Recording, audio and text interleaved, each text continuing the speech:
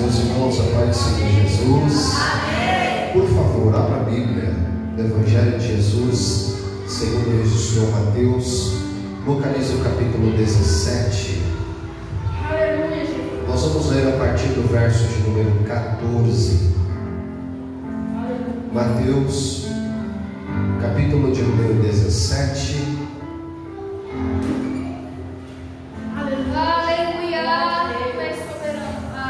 A partir do versículo de número 14.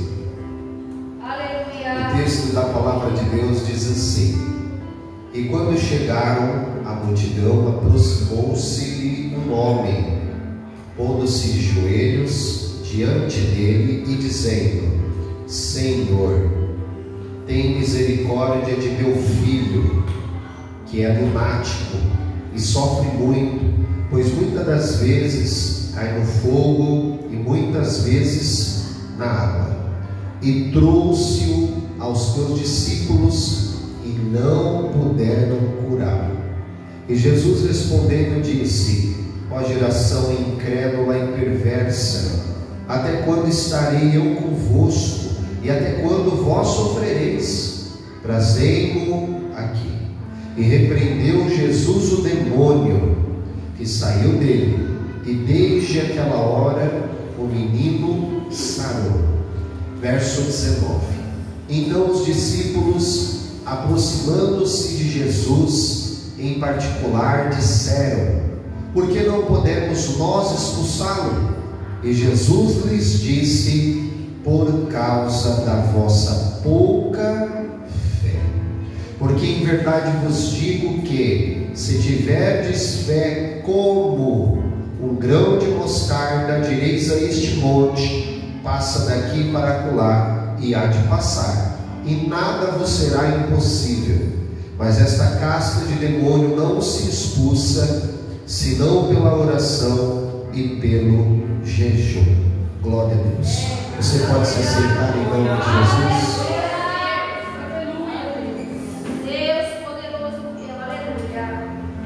Meus queridos irmãos, nós vamos retomar o nosso estudo com a temática Crescendo na Fé.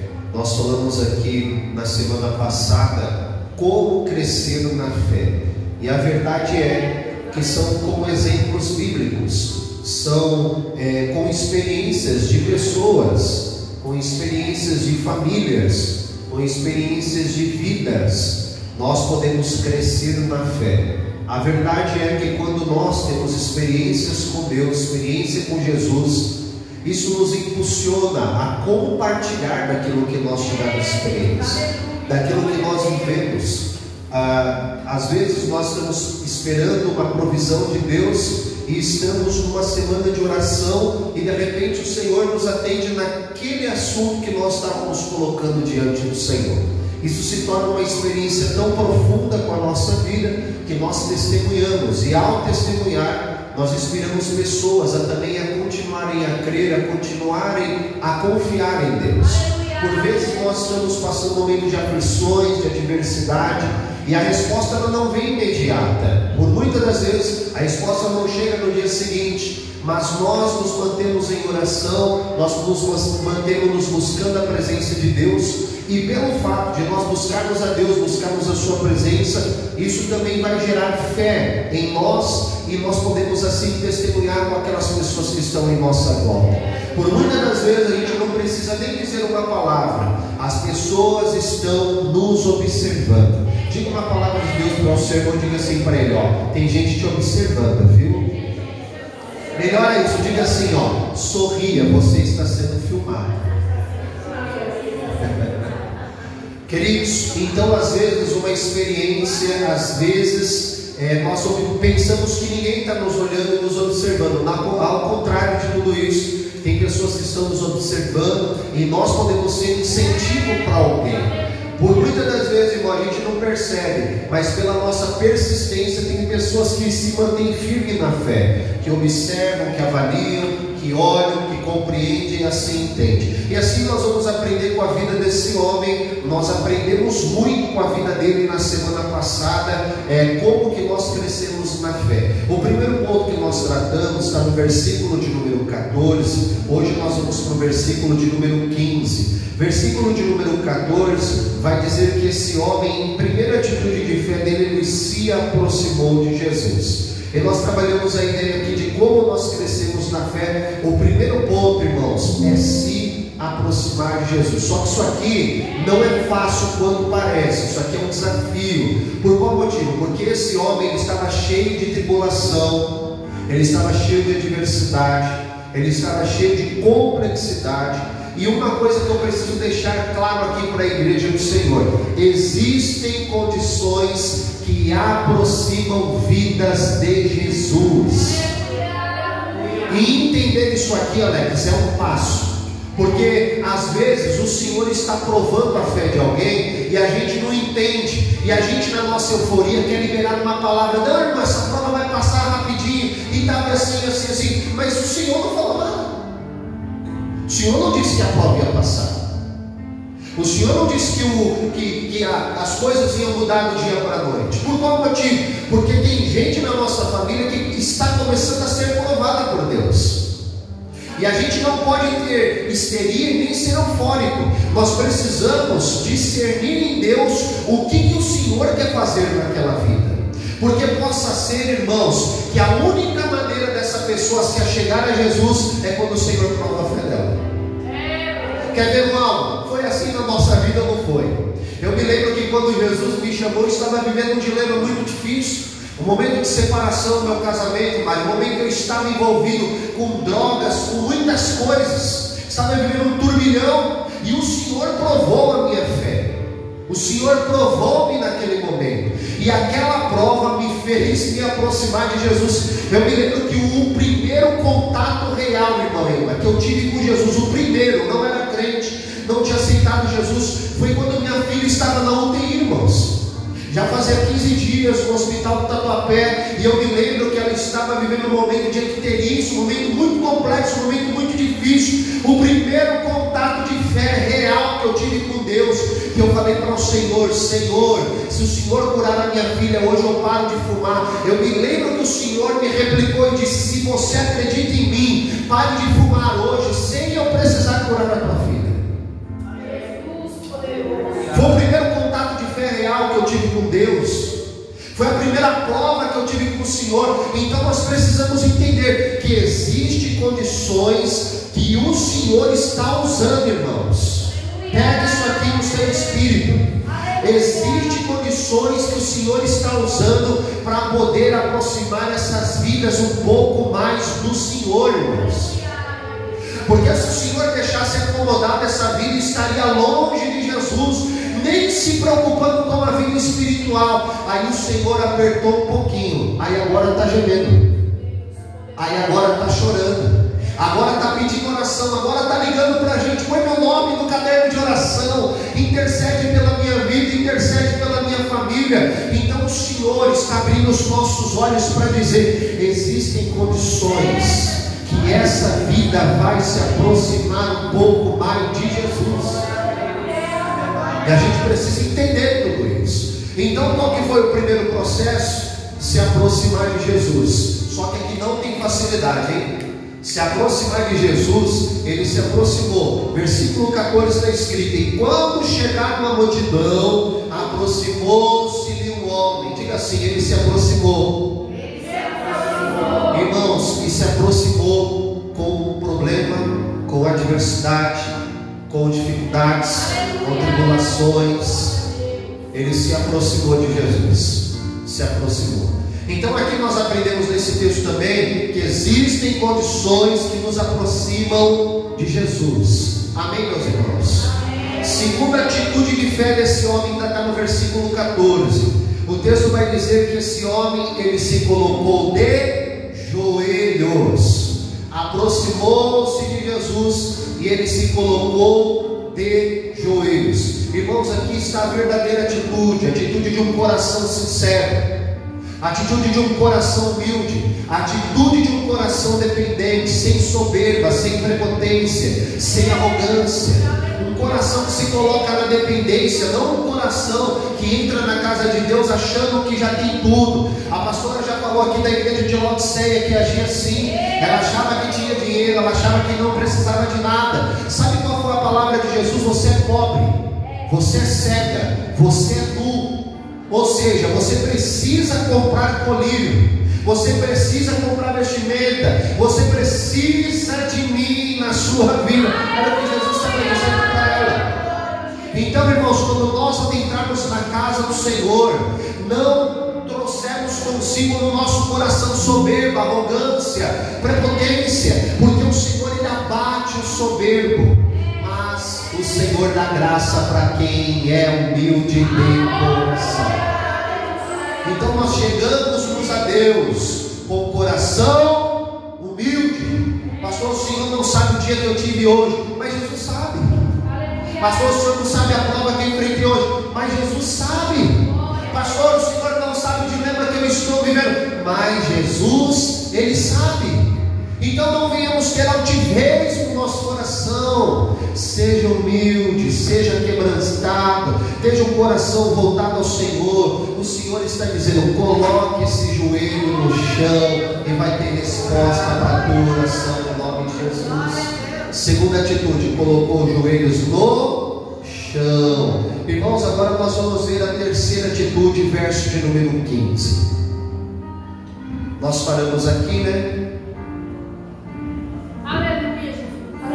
Os irmãos estão compreendendo quantas informações esse homem pode nos ensinar? Quantas coisas a Bíblia pode nos trazer como verdades aplicáveis, coisas que a gente pode aplicar no nosso dia a dia? Não é uma coisa longe, não é uma coisa fantasiosa, não é uma coisa que a gente fica: meu Deus, o que eu vou fazer com essa palavra? Não, essa palavra está falando com o seu espírito, essa palavra está falando comigo, essa palavra está falando com você.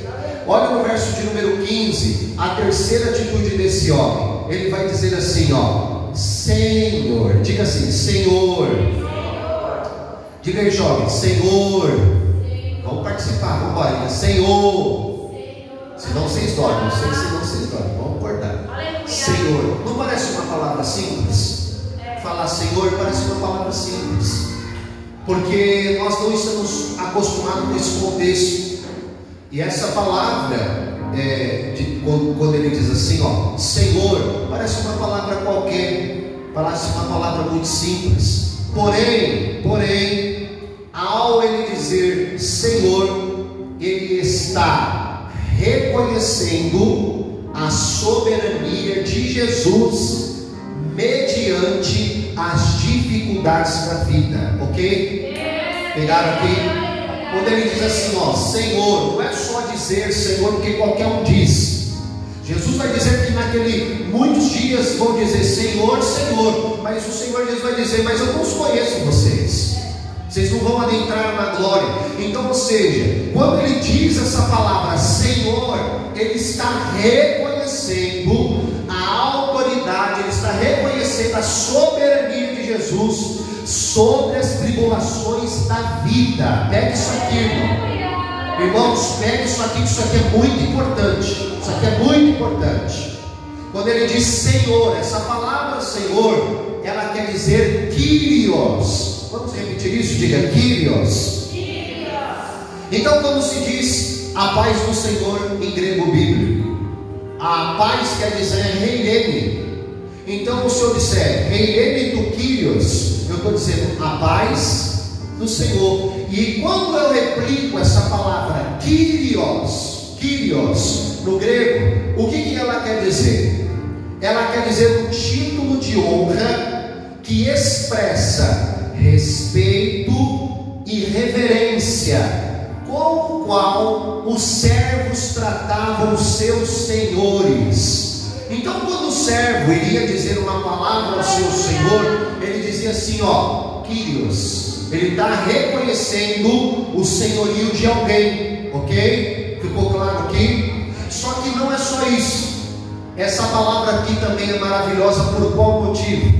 Quando ela é recitada, Kyrios é recitada, aquele que recitou a palavra Kyrios, ele está querendo dizer que Kyrios Senhor é aquele que tem poder de decisão sobre qualquer situação. Olha isso. Então, quando ele está dizendo, veja que parece simples, né? Quando ele diz assim, ó, Senhor, parece simples, só que traz uma implicação profunda do que ele está dizendo. Quando ele está dizendo Senhor, ele também está dizendo, eu sei que o Senhor tem o poder de decisão sobre todas as coisas. Só que não é só isso. Quando ele diz Kyrios, ele está dizendo, eu sei que o Senhor tem o controle de todas as coisas. Agora eu quero que você enxergue o que esse homem está vivendo. Ele está vivendo com um filho endemoniado, um filho perturbado, uma causa difícil que o médico não pode resolver, os discípulos não resolveram, e ele está diante de Jesus de joelho dizendo, Kyrios, Senhor, eu sei que o Senhor tem o poder de decisão para mudar o cenário que eu estou vivendo. Eu sei que o Senhor tem o controle da situação nas suas mãos sobre aquilo que eu estou vivendo. Este homem, ele está olhando para a sua condição e está dizendo para Jesus, Jesus, eu sei que o Senhor tem um controle sobre toda essa situação. Irmãos, eu quero dizer algo. Tem gente que por menos tribulações e por menos adversidade já desiste e já volta para trás. Tem gente que por dias menos chuvosos, por dias menos cinzas, por dias menos trovejosos, já voltam para trás. Mas esse homem aqui está de joelho diante de Jesus, dizendo que ele tem um controle, irmãos. Ele está dizendo, Senhor, eu sei que o Senhor pode mudar o cenário desta condição que eu estou vivendo. Vou te dar um testemunho. Eu me lembro, irmãos, que na Jesus Cristo é o Poder, nós estávamos com um caso que era somente Jesus que podia. Era um jovem, ele devia ter uns 7 anos de idade. O nome dele era Riquelme. Ele era filho do pastor Cristiano. Esse jovem, ele teve uma complicação do seu estômago, que as suas trompas, elas enrolaram. Irmãos, e esse jovem teve uma dor insuportável. Uma criança, na verdade. O pai dele relatou que ele se jogava no chão e ele se enrolava assim, de tanta dor que ele sentia. E nós todos pensávamos que era apendicite, na verdade. E ele foi levado às pressas ao hospital. Mário, quando ele chegou ao hospital, a equipe médica levou ele para a UTI na emergência. Entubaram e começaram o processo cirúrgico. E a resposta do médico para o pai que estava lá fora, que do nada, uma palavra de segundos mudou a vida. A palavra, irmã Ilma, foi assim: o seu filho está correndo risco de vida ou morte. Naquela noite, naquele dia, a palavra que chegou foi essa: o seu filho está correndo risco de vida ou morte. O pastor Cristiano, naquele momento, entrou em contato comigo. Nós entramos em contato com a igreja, movemos a igreja em um período de oração. Eu estou arrepiado por falar isso. Movemos a igreja em um período de oração. Todo mundo, irmão, correu para a igreja. Era 10 horas da noite. O Senhor moveu o espírito da igreja. Todo mundo correu para a igreja. Nós abrimos um jejum 10 horas da noite e começamos a orar. Senhor, visita o Riquelme. Jesus, visita o Riquelme. Era uma situação, somente o poder de Deus, somente o Espírito de Deus podia intervir naquela situação. Nós nos vemos na situação desse homem, de joelhos diante de Jesus, dizendo: a situação realmente para o médico está complexa, difícil. E ele já disse que o menino enfrenta um quadro de morte. Mas nós estamos aqui de joelho dizendo: o Senhor tem o controle de todo o cenário, o Senhor tem o controle de toda a situação. A igreja começou a orar, irmãos, começou a clamar, começou a buscar, começou a interceder. Pela manhã chegou a notícia que a operação foi um sucesso e o menino não mais corria risco de vida. Houve um processo cirúrgico de recuperação dele e hoje o Riquelme está bem, para a glória do nome do Senhor Jesus Cristo. Eu quero te dar mais um testemunho. Eu ia pregar, estava saindo para pregar. Irmão, agora você imagina, para vocês é difícil dar uma palavra inicial aqui às vezes, não é, irmãos? A perna tem os pregadores tremendo, né? Que é entregue atrás do púlpito, a garganta seca, a barriga gela, é difícil, é complexo, eu sei. sei. Agora você imagina, eu ia pregar em um congresso, à noite, numa igreja de um amigo nosso, do apóstolo Marcos. Muitas pessoas, muitas almas estavam nos aguardando ali. Na hora que eu estou saindo para pregar, meu telefone toca. Quando meu telefone toca, uma pessoa desesperada diz assim: pastor, eu não tenho mais a quem recorrer, eu preciso que o Senhor ore pela minha vida. Eu falei: eu preciso pelo menos saber o que está acontecendo. Ele falou assim: eu me coloquei numa enrascada, Deus não tem nada a ver com isso, a culpa é minha, e eu estou indo agora enfrentar o tribunal do crime. Todos sabem o que é isso? Sabe? Se não souber, eu explico rápido. É um barraco de madeira onde o tribunal do crime está organizado, e se alguém falar vida é vida, se alguém falar morte é morte. Eu não vou me meter aqui. E essa pessoa me ligou e falou: pastor, e citou o nome do partido que estava assim, e falou assim: eu preciso de uma oração, eu vou entrar tal hora no tribunal do crime, e se até tal hora eu não te mandar mensagem, significa que eu não tenho mais vida. Eu só estou te dizendo que eu não quero que ninguém vá atrás de mim, porque eu fiz coisas erradas, e assim. Irmãos, eu estava saindo para pregar, minha alma entrou em gelo, como você está sentindo agora. Minha alma gelou na hora. Eu fui da minha casa, eu só falei: pastor, eu preciso que você ore comigo. Ela falou: amém, vamos orar. Eu fui da minha casa até a igreja em oração. Eu fui o culto inteiro em oração. A hora que ele iria mandar a mensagem para mim era exatamente a hora que eu ia começar a pregar, e eu não conseguia ver o celular, eu não conseguia ter a notícia. Eu assumi o culto, irmãos, e naquela noite a única coisa que eu falei diante da igreja, eu falei: eu preciso que a igreja fique de pé, eu preciso que a igreja agora venha guerrear comigo, porque tem uma situação que é impossível, e só Deus pode intervir nessa causa. A igreja se colocou de pé, nós levantamos as nossas mãos, e a igreja foi tomada pelo Espírito Santo de Deus, e todos começaram a orar, todos começaram a buscar, todos começaram a pedir. Eu terminei a pregação, meu telefone toca, ele diz: Deus deu um livramento, eu saí com vida desta situação. Quem pode dar um glória bem bonito para Jesus? Esse homem está diante de Jesus, está dizendo: Kyrios,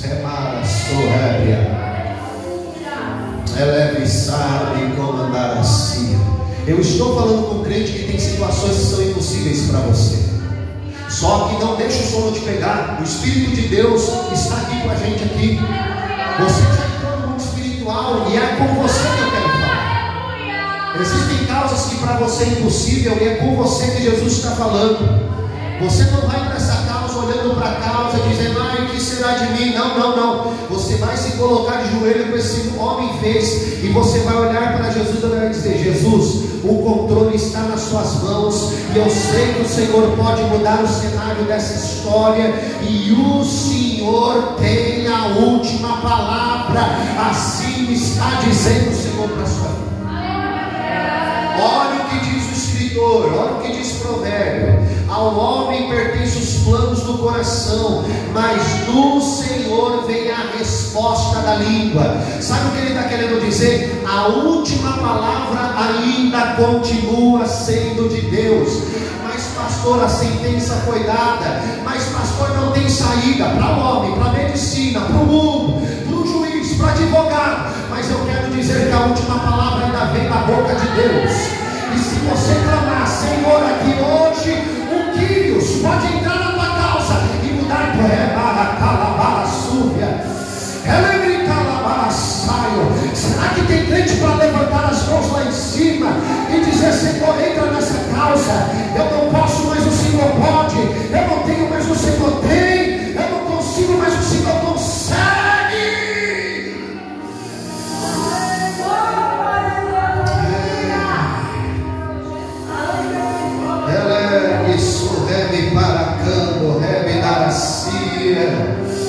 Pastor, como eu cresço na fé, é reconhecendo que Jesus é maior que a minha adversidade, minha aprovação, é reconhecendo que Ele é o Kyrios, Ele é o Senhor, Ele é o Deus forte, Ele é o Deus da peleja.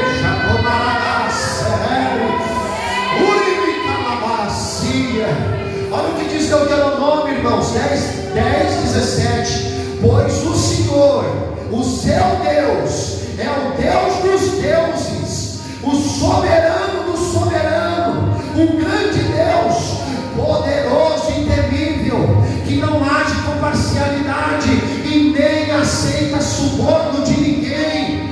Eu te convido, igreja, a levantar as mãos e por 10 segundos você liberar o glória a Deus. Meu Deus do céu, libere o glória a Deus que está entalado aí na sua garganta, está entalado na sua garganta. Libere esse glória a Deus para o Deus soberano, o Deus forte, o Deus grande, o Deus temível, o Deus terrível, o Deus que faz, o Deus que é, o Deus que peleja, o Deus que é.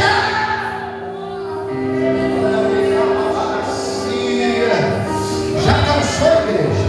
Já cansou de dar glória a Deus? Dá glória a Deus, igreja, porque Ele é soberano, Ele é digno, Ele é fiel. O Quírios pode mudar sentenças. Ele pode mudar sentença na saúde, igreja.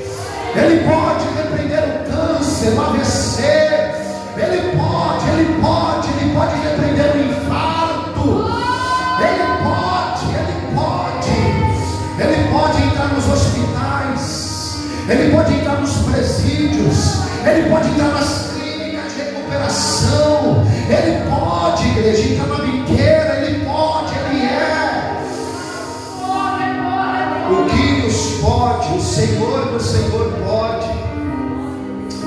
Então a atitude desse homem, veja que você entendeu que agora não foi uma atitude simples. Dizer Senhor, às vezes a gente vem aqui, levanta as mãos de Senhor, mas como está sendo dito desde o início do culto, se não for de coração, são palavras ao vento, são palavras expressas jogadas fora.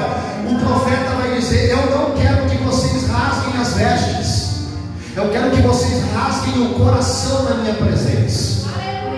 Nós estamos prestes a viver dias, jovens, dias, obreiros da casa do Senhor, que nós não viemos aqui rasgar veste fala daquilo que está fora, de aparência, mas que nós tenhamos o nosso coração rasgado na presença de Deus. Eu disse aqui, Priscila pregava meu coração aqui, faltava sair pela boca. Eu quero viver isso como a igreja, enquanto os irmãos estiverem pregando o coração aquecido, rasgado, não indiferente, de entrar na casa, é mais um culto, mais uma noite, o que eu estou fazendo aqui? Nada disso. Nós chegamos porque o Quírios está nessa casa, o Senhor está nesse lugar, igreja. Converta o teu coração a Jesus. Converta o teu pensamento a Jesus. Não ache que é só mais uma noite, não ache que é só mais um culto, não ache que é só mais um dia. Não se importe com quem não veio. O importante é que Jesus chegou, Ele está com a gente aqui, o Espírito está com a gente aqui. Ou a gente vai louvar para se aparecer para os outros, ou a gente vai querer curtir, ou a gente vai querer like, ou a gente vai querer status, fama. Nós estamos aqui reunidos porque o Quírios está com a igreja aqui nessa noite, porque o Senhor dos Senhores está aqui, irmãos. Talvez, igreja, talvez, quando a gente entender isso, o nosso culto vai ser melhor. Talvez, quando a gente entrar entendendo isso, o nosso culto vai ser melhor. Eu costumo dizer que não existe culto ruim, existe crente ruim, porque o culto não é Deus quem faz o culto é o crente. E se o culto está ruim é porque o crente está num dia ruim. Mas mesmo num dia ruim, irmão, eu confesso a você, eu confesso que nos meus dias ruins foi os melhores cultos que eu já dei para o Senhor. Foi os cultos que eu mais chorei, foi os cultos que eu mais falei em línguas, foi o culto que eu mais levantei e recebi todas as palavras que veio. E às vezes quando a gente está muito bem, a gente não recebe muito do que Deus está falando. Então não espere o cenário mudar para negativo para você reconhecer o Quírios, para dizer que ele, agora o Senhor está no controle. Não, a gente precisa reconhecê-lo em todos os cenários da nossa vida. Pastor, eu estou alegre, glória a Deus. Pastor, eu estou triste, glória a Deus. Ainda que na tristeza a gente dê um glória a Deus mais murchinho, né? Guia de ferro, né, Alex? Guia de ferro. E temos glória a Deus que a gente está lá dentro do coração, nem sai para fora. Um dia tão difícil, né? Glória a Deus. Mas a gente está reconhecendo que o Quírios está na igreja. Então, em nome de Jesus, irmão, não espere pregadorzão vir pregar a palavra, o melhor hino, o melhor louvor. Não. Dê o seu melhor culto para o Senhor, onde quer que você vá, onde quer que você esteja. Amém, meus irmãos? Vamos crescer na fé? Posso continuar? Posso continuar? Então nós vamos caminhar mais um pouco, tá? Terceira atitude, como eu cresço na fé? Ele reconheceu o senhorio de Cristo. Ele disse Senhor. E por reconhecer, ele estava dizendo: o Senhor tem o controle, o Senhor tem tudo nas suas mãos, amém? Então quando a gente está vivendo momentos difíceis e reconhece o senhorio de Cristo, a gente também está crescendo na fé. A gente também está aprendendo com o cenário da fé. Nós vamos para mais uma atitude, que no versículo de número 15, continuando a leitura, a última atitude dele, são 4 atitudes, depois ele vai dar um recado para nós. A quarta atitude, depois de ele dizer Senhor, Senhor, a expressão que aparece aqui é: tem misericórdia de meu filho. Tem misericórdia de meu filho. Aleluia. Tem misericórdia de meu filho. Olha que palavra forte. Depois de reconhecer o senhorio de Cristo, ele vai dizer: tem misericórdia de meu filho. Essa próxima atitude que ele vai ter representa a súplica pela misericórdia de Jesus. Ele vai suplicar. Obrigado. Ele vai suplicar. Diga assim: suplicar. Suplicar. Enquanto eu troco a bateria, diga assim: suplicar pela misericórdia. Suplicar pela misericórdia. Exatamente. Então a próxima atitude que esse homem vai ter é suplicar pela misericórdia do Senhor. Então esse homem aqui, ele vai se colocar. Eu gostaria que você, irmãos, conseguisse projetar essa tela para o lado de fora.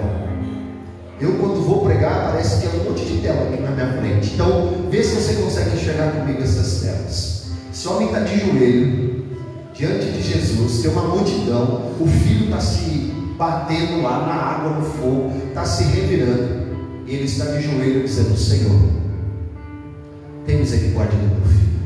Ele vai suplicar pelo filho, ok? Queria que você pegasse isso aqui. Ele vai suplicar pelo filho, ou seja, ele vai interceder pelo filho. Então o primeiro ponto, a palavra misericórdia, ela significa ajudar alguém aflito que busca auxílio, ok? A palavra mais sintética sobre a misericórdia é ajudar alguém aflito que busca auxílio. Esse homem está em tremenda aflição, está precisando de auxílio. É por isso que ele está de joelho diante de Jesus pedindo misericórdia. E a segunda expressão é levar ajuda ao miserável. Lembra que nós falamos sobre miserável? Esse homem se coloca numa condição de miserável diante de Jesus, e ele vai pedir misericórdia a Jesus pelo seu filho. Pega isso aqui. Por qual motivo que ele vai pedir misericórdia pelo seu filho? Porque o filho não consegue suplicar naquele momento. O filho está perturbado por demônios, ok? Ele não consegue clamar porque os demônios estão perturbando. Ele não consegue orar. Só que o pai vai se colocar na posição de um intercessor, sabendo que o filho não pode orar. É isso aqui. Sabendo que o filho não pode orar. Por quê? Porque está cheio de demônios, está perturbado. perturbado. Já que o filho não pode orar, o pai está orando diante de Jesus pelo filho que está perturbado.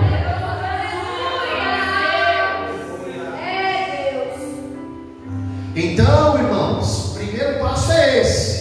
Depois tem o segundo. O primeiro passo é orar por alguém que está perturbado, porque ele não vai conseguir orar, ele não vai conseguir buscar Jesus por si.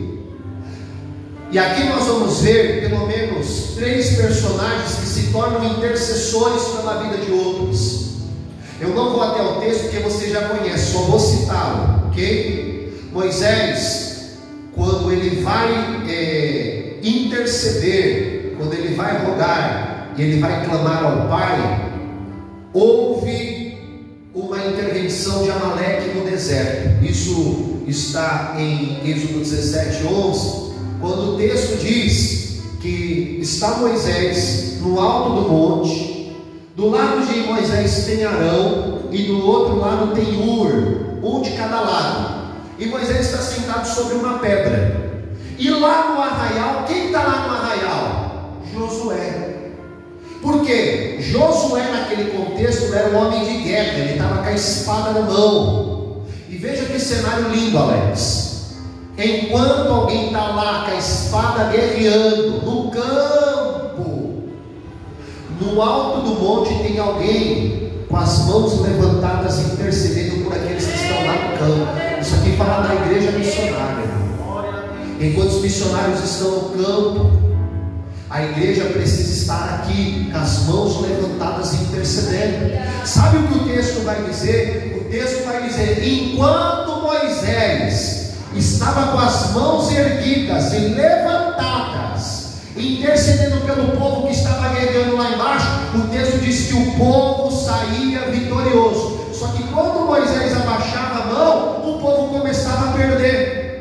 É quando Deus levanta um homem chamado Arão e um homem chamado Ur. E aí Moisés, assentado sobre a pedra, com a mão levantada, a sua mão começa a se pesar, e ele pensando que vai enfraquecer. De repente chega Arão de um lado e sustenta a mão de Moisés. Aleluia. De repente chega Ur do outro lado e sustenta a mão de Moisés. E Moisés continua com as mãos levantadas, e o povo de Deus sai vitorioso dessa batalha. Você percebeu, irmão, que os intercessores nunca estão sozinhos. Eu profetizo que vai chegar auxílio da parte de Deus para te ajudar. O Senhor vai chegar pertinho de você, colocar do seu lado Arão e Ur. Ei, vou te ajudar nessa causa em oração, hein? Nós vamos orar por esse assunto e Deus vai nos dar vitória.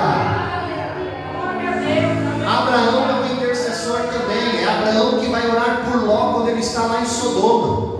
E Abraão intercede tanto diante de Deus que o Senhor dá livramento para Ló também, irmãos. Então nós temos um livramento diante do povo. Agora nós temos um livramento de um tio que ora pelo sobrinho. Vai ter livramento de Abraão orando por Ló. Nós vamos ter um livramento de Isaac, que vai orar por Rebeca. A Rebeca não podia dar à luz, a Rebeca tinha um ventre estéril. E sabe o que o texto vai dizer, irmãos? Em Gênesis, agora esqueci o capítulo, se eu não me engano é o 23 em diante. O texto vai nos dizer que ela não poderia dar à luz. E por ela não dar à luz, o texto diz que Isaac, ele orava insistentemente por Rebeca. E sabe o que o texto vai dizer? Que o Senhor ouviu a oração de Isaac. E a esterilidade de Rebeca foi embora. Por quê? Porque Isaac estava orando pela sua esposa. Olha que coisa maravilhosa. Que coisa linda. Que coisa linda. Eu preciso dar uma apertada aqui, né? Vou dar uma apertada. Posso apertar, irmãos? Um pouquinho? E tem gente que quer começar relacionamento sem orar. Deus poderoso. Cadê o glória a Deus? Aleluia. Tem gente que quer começar relacionamento sem orar. Não se começa relacionamento amoroso sem oração. Isaac orou por Rebeca insistentemente, e o Senhor ouviu a sua oração. O Senhor ouviu a sua oração. Jesus também orou. 17, Jesus vai pedir para que o Senhor santifique a igreja na palavra. Jesus orou e disse: Pai, santifica-os na verdade, porque tua palavra é a verdade. Jesus intercedeu.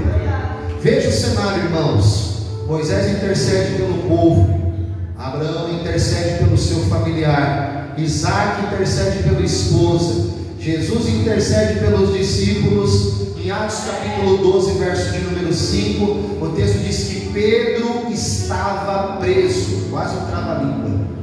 Pedro estava preso. E sabe o que a Bíblia vai dizer? Que a igreja fazia contínua oração por Pedro. Eu quero crer que a oração da igreja era: solta Pedro dessa prisão, Jesus. Solta Pedro dessa prisão, Jesus. Cadê os intercessores que vão orar por vidas que estão precisando? Eu não estou dizendo que você vai orar por vidas que estão endemoniadas, vidas que estão na necessidade, vidas que estão presas no álcool, na droga, estão presas na prostituição, estão presas nos pecados dessa terra. Mas como a igreja de Atos, nós vamos levantar a nossa mão e vai dizer: solta essa vida, Jesus. Quebra esse grilhão, Jesus. Dá liberdade para essa vida, Jesus. Assim como esse homem diante de Jesus disse: tem misericórdia de meu filho. A gente também está orando aqui dizendo: tem misericórdia dessas almas, Jesus. Liberta essas almas, Jesus. Assim como esse homem, ele vai interceder pelo seu filho. Nós podemos orar pelas vidas perdidas, e os demônios vão sair no nome de Jesus de Nazaré. Ore, irmão, com fé. Ore, pastor, eu não estou vendo nada. Continue orando. Pastor, eu não estou com vontade de orar. Ore sem vontade, mas ore. Pastor, eu não senti de Deus de orar. Ore sem sentir mesmo. Pastor, eu não estou sentindo arrepio. Não, ore sem sentir arrepio mesmo. Ore, busque, peça.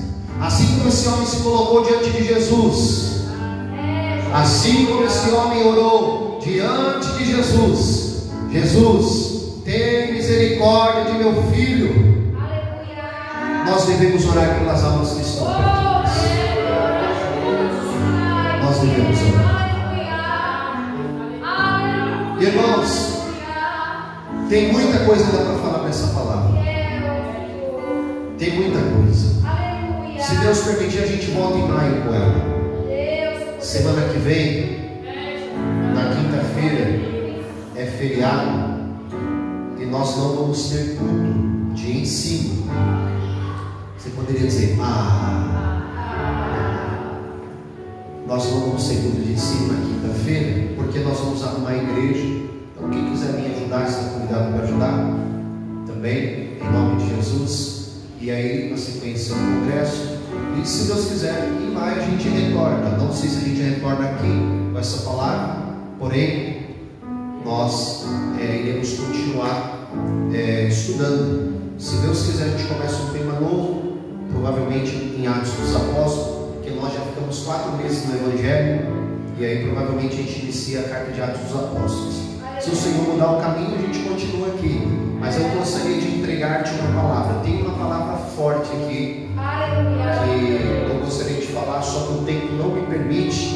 Então eu gostaria de explicar por qual motivo que o tema dessa nossa aula é crescendo na fé.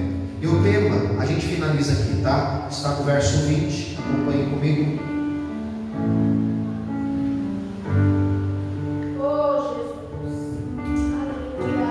Verso 20 diz assim, Mateus 17, 20. O texto diz assim. Eu vou ler o 19. Então os discípulos, aproximando-se de Jesus em particular, disseram: por que não podemos nós expulsá-lo? E Jesus lhe disse: por causa de vossa pouca fé. Diga assim: pouca fé. Então nós estamos estudando como nós podemos crescer na fé. Jesus vai dizer que eles tiveram pouca fé. Sabe por qual motivo? Porque em Mateus capítulo de número 10, o Senhor já tinha dado autoridade para esses discípulos. Mateus 10, o Senhor já tinha falado para eles: olha, vocês vão receber autoridade, vocês vão receber poder, e quando vocês adentrarem nas cidades, vocês vão curar os enfermos, vocês vão expulsar os demônios. Se porventura tiver algum leproso nessa cidade, cura o leproso, porque não vai ser o nome de vocês, mas vai ser no meu nome. E aqui o cenário do Mateus 10 já aconteceu, só que o novo cenário chega e eles agora não podem o fazer, porque no percurso do caminho, possa ser que eles pararam de orar, possa ser que eles pararam de jejuar. E o Senhor está dizendo para eles: olha, existem castas de demônio que não saem se não for pela oração e pelo jejum. Mas eu quero deixar claro, tudo isso que vem pela autoridade, você só consegue exercer a autoridade se você tiver fé. Porque se você não tiver fé, você não vai ter autoridade para usar. E Jesus replica: por causa da vossa pouca fé. E a gente estudou aqui 4 atitudes como crescer na fé. E eu queria que você crescesse na fé, como eu também quero crescer na fé. Primeira atitude: se aproximou de Jesus. Segunda atitude: ele se ajoelha diante de Jesus. Terceira atitude: ele reconheceu o senhorio de Jesus sobre todos os cenários da sua vida. Quarta atitude: ele se torna um intercessor diante do seu filho. 4 atitudes desse homem que está ensinando os discípulos. E os 9 discípulos estão olhando o homem ensinar eles ali coisas que eram para eles fazerem. Só que Jesus vai dar um exemplo. E Jesus vai dizer assim: ó, porque em verdade vos digo, se tiverdes fé, como? Jesus não diz do tamanho do grão de mostarda. Jesus diz: como o grão de mostarda. Direis este monte, passa daqui para acolá, e ele vai passar. Por qual motivo, irmãos? Porque a semente de mostarda é uma das menores sementes que existem. Ela é menor do que um grão de arroz, irmão. Ela é umas 3 vezes menor do que um grão de arroz. Ela é uma das menores sementes que existe. Pastor, então se o Senhor Jesus não está falando especificamente do tamanho, do que o Senhor está falando? O Senhor Jesus está falando da qualidade da fé. Por qual motivo? Porque a semente de mostarda, ela é pequenininha de fato. Só que ele vai explicar no outro texto de Lucas que nós fizemos leitura, que quando ela é bem plantada, quando ela é bem regada, ela cresce e se torna uma árvore grande, e as aves vêm se aninhar sobre essa semente que foi plantada, irmãos. Uma semente pequenininha, mas uma semente que foi bem plantada, uma semente que foi bem regada. Ela cresce, ela cresce, ela cresce, ela cresce e ela cresce. A semente de mostarda tem uma qualidade maravilhosa. E qual que é a qualidade? A semente de mostarda, irmãos, por vezes ela é pisada. A semente de mostarda, por vezes, ela chega a ser queimada naquele solo que é seco. Ela é queimada, Jorge, por muitas das vezes. E ela aguenta a ser pisada, e ela aguenta a ser queimada, e ela bem plantada, ela continua a crescer, a crescer, a crescer, a crescer, a crescer e a crescer. Então, irmãos, como que nós crescemos na fé? Por muitas das vezes, quando a nossa fé ela é testada e a nossa fé é provada, quando a nossa fé é pisada, quando a nossa fé é queimada. É isso que Jesus está dizendo, a qualidade da fé. Não é simplesmente o tamanho, porque uma fé pequena também pode agradar a Deus, mas o importante é ter fé, porque sem fé é impossível agradar a Deus. Mas a minha fé está pequena. Mas se nós tivermos uma fé pequena, mas na qualidade do grão de mostarda, a nossa fé ela vai crescer, ela vai crescer, ela vai crescer. Então está explicado porque muitas das vezes a gente tem que ser pisado, queimado e por aí vai. Porque a nossa fé ela está crescendo. Ao ponto de Jesus dizer assim, ó, vocês vão dizer para esse monte, monte, passa daqui para lá, e o monte vai obedecer à voz daquele que está falando. Imagina uma fé dessa, irmãos, uma fé que transporta montes. Eu gostaria que você ficasse de pé no seu lugar. Você liberasse uma palavra de Deus sobre a vida do seu irmão e diga para ele, meu irmão, meu desejo para você é que você cresça na fé.